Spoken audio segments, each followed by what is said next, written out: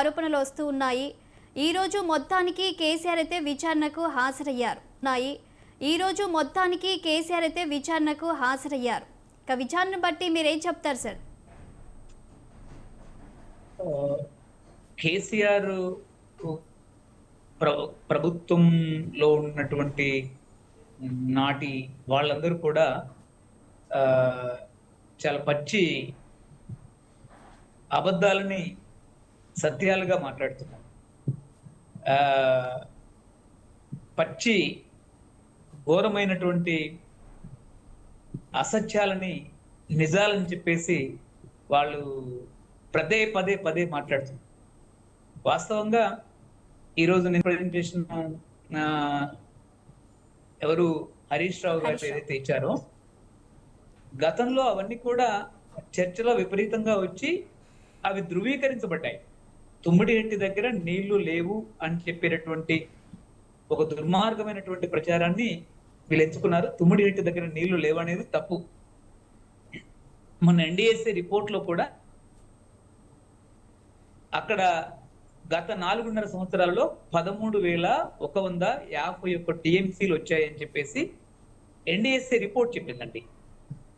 ఆ NDSA report లో అది కూడా అంత భారీ ఎత్తున నీళ్లు రావడం అనేటువంటిది కూడా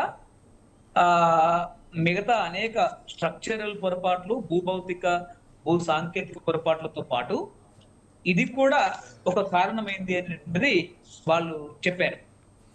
దాంతో పాటు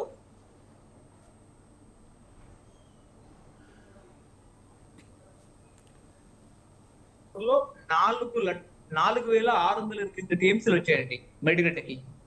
ఇందులో దాదాపు 90% నీళ్లు ప్రాణహితవి. ప్రాణహిత దగ్గర నీళ్లు లేవని దుర్మార్గమైన ప్రచారం చేస్తున్నారు. లక్ష్మీనారాయణ గారికి అదంతా తెలుసు. లక్ష్మీనారాయణ గారు మేమంతా దాదాపు గత 10 ఏళ్లుగా దీని విషయంలో 10-12 ఏళ్లుగా సత్యాన్ని ముందు పెట్టడానికి చాలా తీవ్రంగా శ్రమిస్తున్నాం.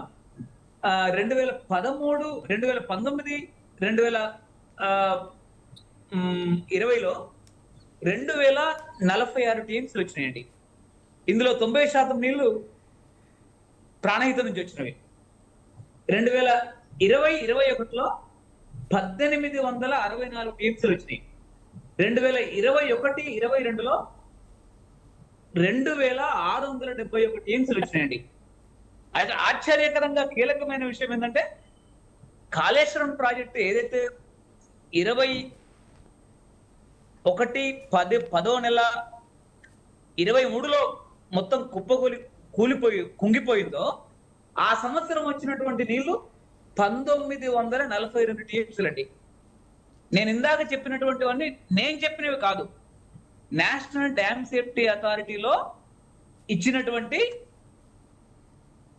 డాటా ఇది. ఎక్కడి నుంచి?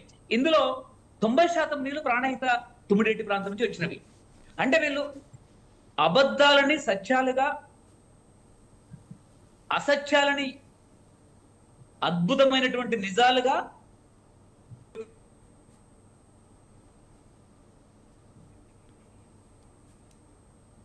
13,151 టీఎంసీలు మొత్తం. ఈ విధంగా తుమ్మిడిహెట్టిలో బ్రహ్మాండమైనటువంటి నీళ్లు. రెండవది, వ్యాప్కోస్ కూడా మాకు అక్కడ కాకుండా మాకు కింద మేడిగడ్డ సరైంది అనేది చెప్తుంది అని చెప్పారు. వ్యాప్కోస్ మొదటి నివేదికలో రాజశేఖర రెడ్డి గవర్నమెంట్ ఉన్నప్పుడు తుమ్మిడిహెట్టి పైన నివేదిక, తుమ్మిడిహెట్టి సరైన ప్రాంతం ఇచ్చారు.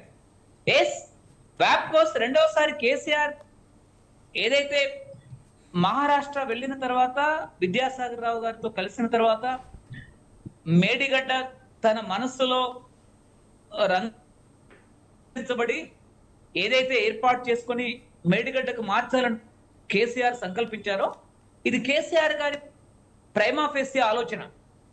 దీన్ని చట్టబద్ధమైనటువంటి సంస్థలతోటి సమర్థింపజేయడం కొరకు వ్యాప్కోస్ తోటి ఒక రిపోర్ట్ ఇప్పించారు. వ్యాప్కోస్ తో నివేదిక ఇచ్చారు, మేడిగడ్డ అని చెప్పించారు. ఇదే వ్యాప్కోస్ యొక్క సిఎండి ఎవడు, chairman and managing director Rajender Gupta ని కాళేశ్వరం ప్రాజెక్టు కడుతున్నటువంటి సమయంలోనే ఆయన ఇంట్లో 40 కోట్ల రూపాయలు దొరికాయండి. ఎవరు? ఢిల్లీలో ఆయన ఇంట్లో అంటే 2,000 రూపాయల నోట్లు, 5,000 రూపాయల నోట్లు, సుమారు 40 కోట్లు దొరికాయి. సిబిఐ పట్టుకుంది. రెండవది, ఆయన ఇంట్లో నోయిడాలో కానీ, ఢిల్లీలో కానీ, దేశంలో ప్రముఖ ప్రాంతాలలో ఉన్నటువంటి వాల్యుయబుల్ రియల్ ఎస్టేట్ అసెట్స్ దొరికాయి ఆయన ఇంట్లో. ఏది వాల్యుయబుల్ పేపర్స్, చాలా కీలకమైనటువంటి ధృవీకరణ పత్రాలు. వాళ్ళ ఇంట్లో గోల్డ్ దొరికింది. రైట్. 9